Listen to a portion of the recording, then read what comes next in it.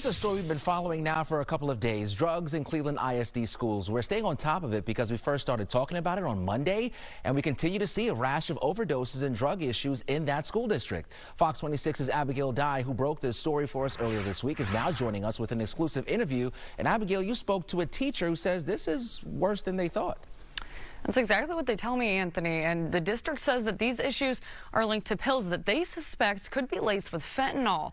And this interview does give us some insight on these drug issues from someone who says they see it every day. We've told you how Cleveland ISD is dealing with a drug problem. And what's your fear? My fear? Someone actually dying. I spoke with a teacher who doesn't want to be identified, but does want the public to know what they're seeing. Every day.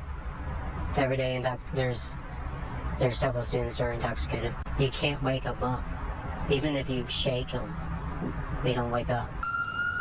Cleveland ISD says district-wide, they've called an ambulance 8 times for student overdoses and had to administer Narcan to the student 4 times, saying that the total number of drug incidents this year is 15. So if you catch a kid with drugs, if you suspect that they're intoxicated or if they are overdosing, all of those things accumulate that number 15. That's correct, yes. But this teacher thinks that drug incident number is higher. I would say over 100.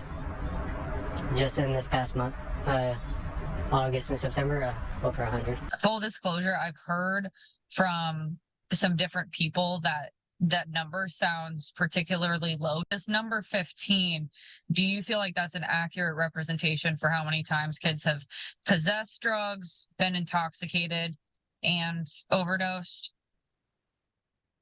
It is the number that was given to me by our health services department and our police department. I mean, it's just how they classified this. This teacher says they know the district is doing all they can, but calls this issue. It's an epidemic. Don't lie about the numbers. It needs to be shown that it's here, and we need to deal with it.